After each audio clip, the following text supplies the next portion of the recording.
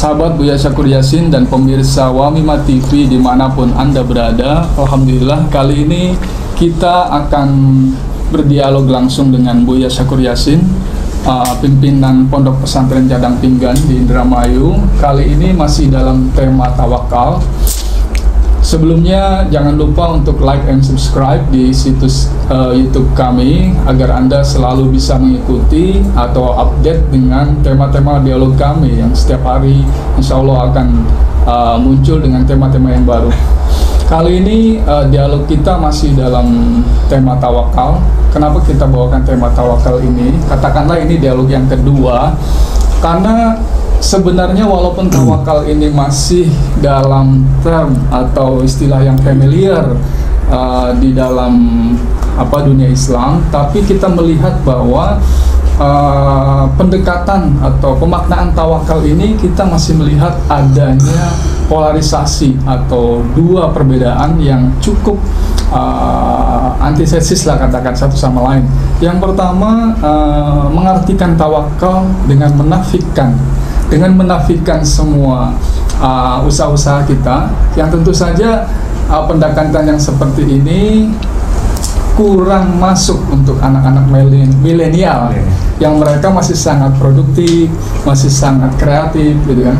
Sementara di kelompok pasca milenial itu pendekatannya cenderung seperti akhirnya seperti going where the wind blows, artinya bagaimana nanti sajalah, semuanya serahkan kepada Allah. Nah, saya berharap Buya Syakur Yasin pada kesempatan ini bisa mempertemukan antara perbedaan yang cukup paradoks itu. Baiklah pemirsa TV Wamima, kita akan langsung mendengarkan uraian dari Buya Syakur Yasin. Silakan Buya. Assalamualaikum warahmatullahi wabarakatuh. Begini, tawakal ini bukan pilihan, kita bukan disuruh memilih, tetapi ini perintah Allah. Wa 'alallah falyatawakkalul mu'minun, falyatawakkalul mu'minun, dan wa 'alallahi falyatawakkalul mu'minun sampai innallaha yuhibbul mutawakkilin.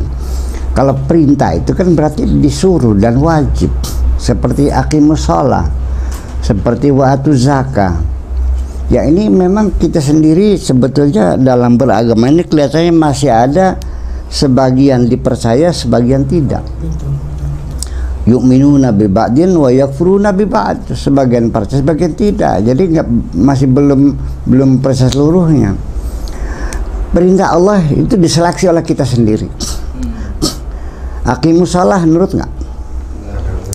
Wa atuz zakah nurut nggak? Wa'tasimu bihablillah nurut nggak? Tergantung dengan siapa.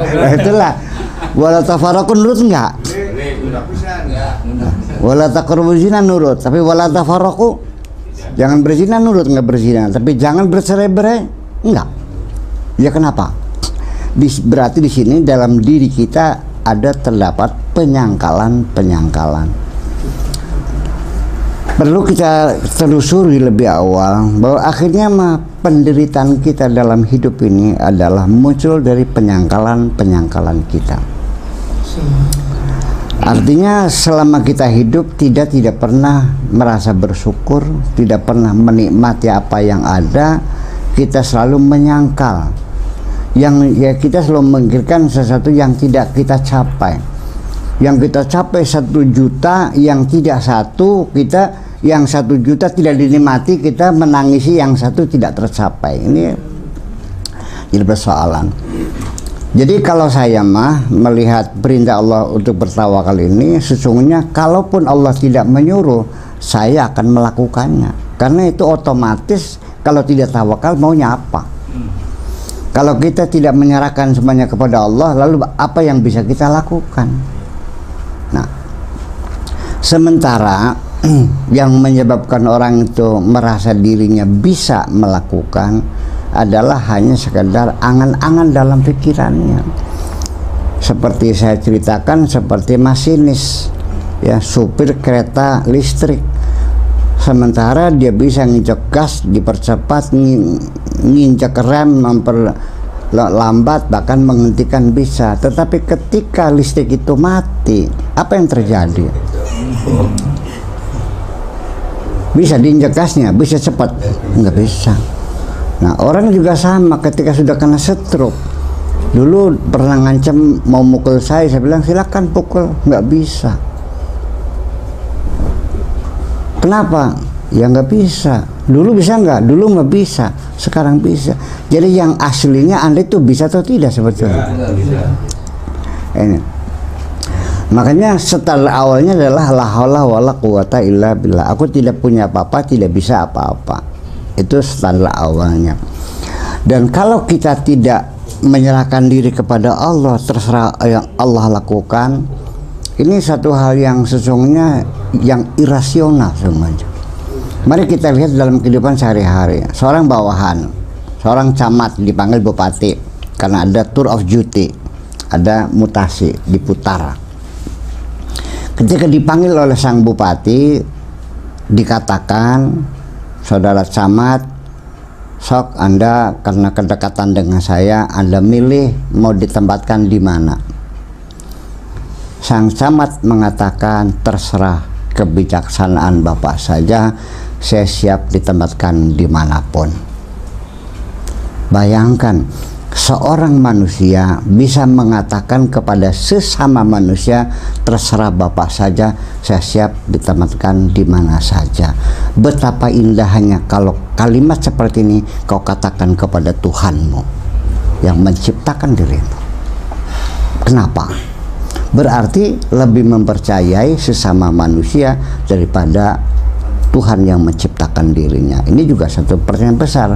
Kenapa terjadi seperti itu? Nah, sekarang kalau kita tidak berserah diri kepada Allah, maunya apa? Dari sejak awal kita ini tidak dilibatkan sedikit pun proses kehadiran kita di bumi. Saya lahir di desa Tulung Agung, bukan pilihan saya. Saya dilahirkan oleh ibu saya, namanya Ibu Haji Zainab, juga bukan pilihan saya. Saya lahirnya hari Sabtu, bukan pilihan saya. Sampai nama saya pun Abdul Syakur Yasin, bukan pilihan saya.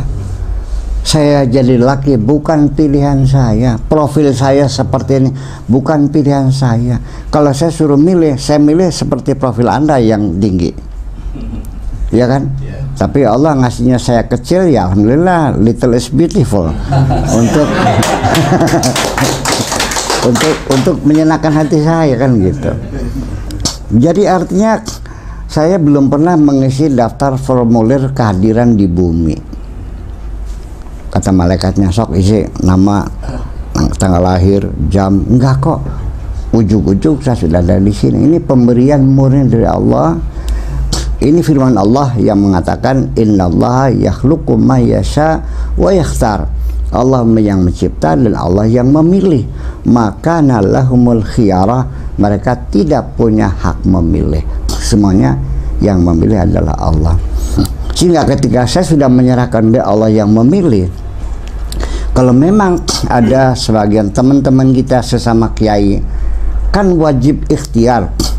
Oke, kalau saya dikatakan wajib memilih dan itu kewajiban agama memilih, oke, saya siap memilih. Nah, tetapi ketika setelah saya memilih lalu ditanya, apa pilihan Anda? Akan saya katakan, pilihanku adalah tidak memilih. Biar Allah semuanya yang menyelesaikan, aku tinggal menjalani apapun menjadi ketentuan Allah. Ini pemahaman tawakal yang seperti itu mungkin tidak banyak dipahami karena orang merasa bisa sesuatu. Tetapi yuk kita sekarang andaikan, apalagi Anda akan mengurus kehidupan Anda, nasib Anda. Sekarang kendaraan yang kita pakai namanya jasad, kita tidak dilibatkan. Darah mengalir sendiri, jantung memompa darah berputar-putar sampai 70 tahun, 71 tahun darah saya mengalir. Saya tidak pernah dilibatkan oleh Tuhan. sel-sel tubuh saya yang setiap hari mengalami kerusakan, 18 miliar sel yang rusak karena saya beraktivitas di malam hari melalui jaringan otak itu memperbaiki sel saya yang rusak. Saya tidak dilibatkan. Setiap ada partikel asing, ada bakteri, ada virus yang masuk dalam tubuh saya bekerja ya memakan partikel-partikel asing itu dan tidak melibatkan saya. Bayangkan mesin katalis yang ada dalam perut saya memisahkan makanan yang kita cerna menjadi berbagai vitamin, menjadi protein, dan semuanya berjalan otomatis. Kadar gula yang diperlukan darah kita dihisap masuk dalam darah, ketika sudah cukup itu menutup sendiri, sisanya menjadi sampah. Lemak juga gitu, masuk ke darah sudah 160 dia tutup sendiri dan saya tidak dilibatkan. Andaikan saya diberi tugas satu, silakan panjangkan rambutmu sendiri, saya akan angkat tangan, saya tidak akan sanggup memanjangkan rambut saya. Seumur hidup saya tidak bisa bekerja apapun, hanya narik-narik rambut saja.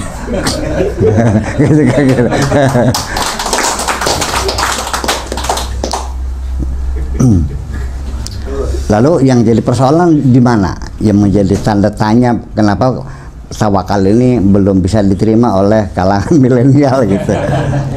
Gimana? Karena bagi milenial kan banyak didoktrin bahwa hidup adalah pilihan, Bu ya. Ya. Hidup adalah pilihan dan sangat cocok bagi mereka karena memang generasi milenial ini kan generasi yang lagi sangat produktif, lagi produktif-produktifnya.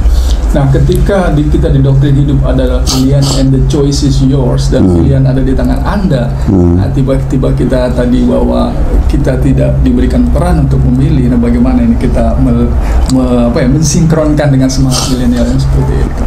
Memang persoalan ini artinya dialog pemikiran ini sudah berlangsung sejak abad ke-3, abad ke-4 Hijriah di tangan Khalifah Ma'mun di Abbasiyah. Itu sangat mendukung sekali kelompok rasionalis yang disebut dengan Mu'tazilah, yang selalu semuanya serba rasional. Memang dengan adanya kelompok rasional Mu'tazilah ini umat Islam bisa menyumbangkan ilmu pengetahuan kepada dunia seperti Al-Khwarizmi, seperti Al-Jabar, seperti Ibnu Sina, seperti yang lain-lainnya dalam bidang astronomi, di bidang metalurgi, bidang kedokteran, luar biasa. Tetapi kemudian begitu Khalifah Ma'mun meninggal dunia diganti Al-Mutawakkil, ini kelompok rasionalis ditindas ya, sampai korbannya 15.000 itu mati dibantai. Tuduhan zindik atau mengingkari Tuhan, sehingga ilmu filsafat menjadi diharamkan. Ini masalah politis. Nah, itulah sampai sekarang kita dalam keadaan terkapar dan Mu'tazilah menjadi momok. Tapi sesungguhnya pikiran Mu'tazilah bersemi dalam pikiran umat Islam di dunia ini sebetulnya. Mari kita dengarkan Mubalik ketika ceramah di mimbar dengan gagahnya mengatakan dari terjemahan firman Tuhan, Innallaha la yughayyiru ma biqaumin hatta yughayyiru ma bi anfusihim. Sesungguhnya Allah tidak akan merubah nasib suatu bangsa kecuali bangsa itu merubah nasibnya sendiri. Ini kan pikiran Mu'tazilah. Kita yang merubah, bukan Allah. Allah mah ikut saja. Allah tidak akan merubah nasib suatu bangsa kecuali bangsa itu merubah nasibnya sendiri. Yang jadi pertanyaan, yang jadi Tuhan siapa? Kamu atau Allah? Allah ikut saja terhadap kita. Kitanya robah, Allah robah. Kita tidak, Allah. Jadi yang itu siapa? Ini kan Mu'tazilah sebetulnya. Padahal kalau itu diterjemahkan secara jujur, Allah tidak akan merubah nafsu suatu bangsa, sekalipun bangsa itu ingin merubahnya, tetap tidak. Kalau Allah ingin memberikan rahmatnya, maka mereka tidak bisa dihalang-halangi oleh siapapun. Ma yaftahillahu min rahmatin fala mumsikalah. Tapi ketika Allah sudah menutupnya, wa ma yumsik fala mursilalah, tidak akan ada yang bisa membukanya. Allah yang menentukan segala-galanya. Berarti Mu'tazilah masih menang dong. Ya. Nah itu. Jadi, tetapi saya juga tidak menyalahkan Mu'tazilah karena dia berpikir dengan logikanya. Berpikir secara logika itu bisa diterima. Begini kata Mu'tazilah. Kalau semua nasib kita, keimanan kita, kesehatan, jodoh, mati, semuanya di tangan Allah semua, termasuk iman dan kekufuran kita Allah menentukan, apa artinya Allah menyuruh kita beriman? Kalau Allah menyuruh kita berbuat baik, tapi Allah menentukan kita berbuat jahat, lalu di mana letaknya? Logika yang berbicara nggak bisa ditolak. Ya, mereka mengatakan kezaliman perintah itu kalau tidak difasilitasi, kalau tidak diberikan kebebasan. Kita mengikat tangan orang dan mengikat kaki orang, lalu kita lemparkan ke tengah lautan, lalu kita perintahkan jangan tenggelam. Itu logis sekali. Itu adalah teori, tapi praktek sehari-harinya tidak demikian. Bahwa kita dalam ketidakmampuan ini. Jadi kenapa Anda menyadari Anda mampu? Dari mana datangnya? Itu sebetulnya hukum kausalita yang tidak jelas. Dikiranya kausalita, tapi itu tidak jelas. Setiap orang kaya, seperti Haji Carmun namanya, ketika saya tanya dari mana Anda mendapatkan, ada Haji Carmunnya punya sawah sampai 80 hektar.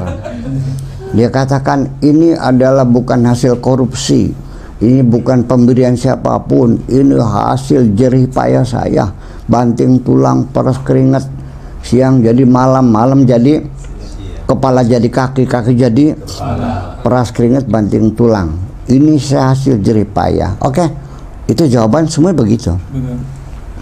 Lalu saya tanya, apa betul antara kekayaanmu dan keringatmu itu ada hukum kausalita? Ternyata nggak jelas. Kalau iya memang karena keringatmu itu jadi kaya, akan saya adukan ke Mahkamah Konstitusi. Kenapa tukang nyekop pasir yang ada di Kertasmaya yang berkeringat-keringat tiap hari, kenapa nggak kaya? Ada nggak orang yang rajin bekerja tapi miskin terus? Ada nggak orang yang santai-santai saja tapi kaya? Jadi ada hubungan nggak antara keringat dan kekayaan? Kita dibohongi oleh logika kita sendiri. Jadi artinya bahwa itulah bahwa realita seperti ini, teori seperti itu. Jadi sekarang kita padukan. Lalu apa untungnya kalau kita begitu menyerahkan kepada Allah? Begini persoalannya. Dengan adanya tawakal itu adalah kita menaruh mobil, ya kan gitu, di dalam garasi. Mobilnya dikunci, kuncinya kita simpan. Mobilnya di garasi, garasinya kita kunci. Garasinya dalam rumah, rumahnya dikunci. Rumahnya di pagar, pagarnya dikunci. Kita sudah tawakal tuh ala Allah, kita tidur nyenyak. Ketika pagi mobilnya hilang, kita tidak salah karena kita sudah melakukan upaya. Tetapi mobil itu ya akan hilang bagaimanapun juga. Berbeda dengan halnya kita naruh mobil di pinggir jalan, kuncinya masih digantung, lalu kita tawakal. Ya bukan itu tawakal itu. Itu persoalannya. Jadi tawakal itu adalah begini, orang yang tawakal itu adalah bukan orang yang tidak bekerja keras, tetapi orang yang tidak pernah berputus asa ketika menghadapi kegagalan yang berulang-ulang. Nah, jadi kesimpulannya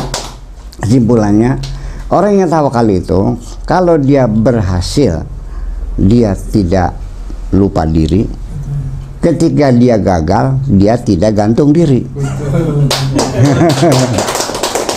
Dan tidak pernah menderita. Di penghujungnya kalau gagal ya udah, barangkali Allah belum berkehendak. Nah, itu persoalannya. Jadi artinya akan menjadi faktor psikologis penentu akan kedamaian dan kenyamanan hidup kita. Karena kita menyangkal, kenapa ujung-ujungnya menyalahkan orang lain segala macam, kita menjadi menderita, sengsara, sedih, kecewa. Disuruh siapa kamu kecewa? Ya, bahwa kesedihan kamu, kekecewaan kamu dalam hidup ini yang terus menyiksa dirimu, kenapa tidak serahkan saja? Ya sudah, barangkali ini Allah belum mengizinkan. Dan ini kan kita sering mengatakan bahwa sebetulnya letak kesalahan kita kan begini, bahwa apa saja itu terjadi, sampai hal-hal yang kita duga mustahil, ternyata siapa yang bisa melakukannya adalah mereka yang tidak pernah berhenti untuk mencoba terhadap apapun yang dibilang orang namanya mustahil.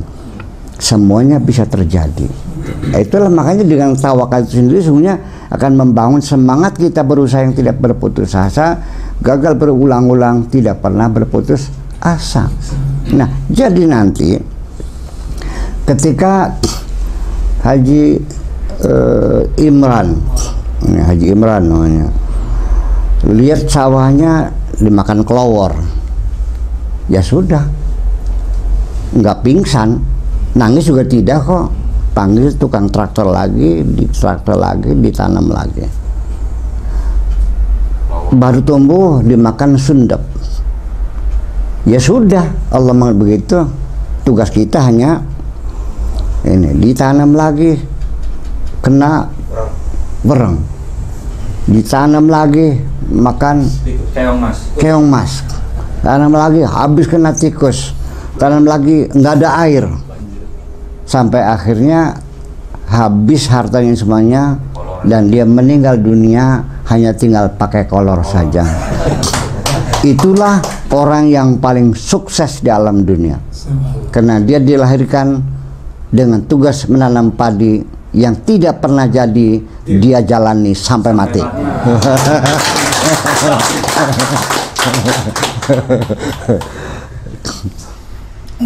Baiklah sahabat Buya Syakur Yasin dan pemirsa Wamima TV dimanapun Anda berada, alhamdulillah dalam dialog ini kita mendapatkan pencerahan-pencerahan tentang tawakal dalam persepsi Kiai Haji Buya Syakur Yasin, bahwa ada beberapa yang saya menarik ya pribadi. Pertama, bahwa sumber ketidaknyamanan hidup kita ternyata dari penyangkalan-penyangkalan. Iya, kenapa aku gagal? Iya. Kenapa tidak berhasil? Betul.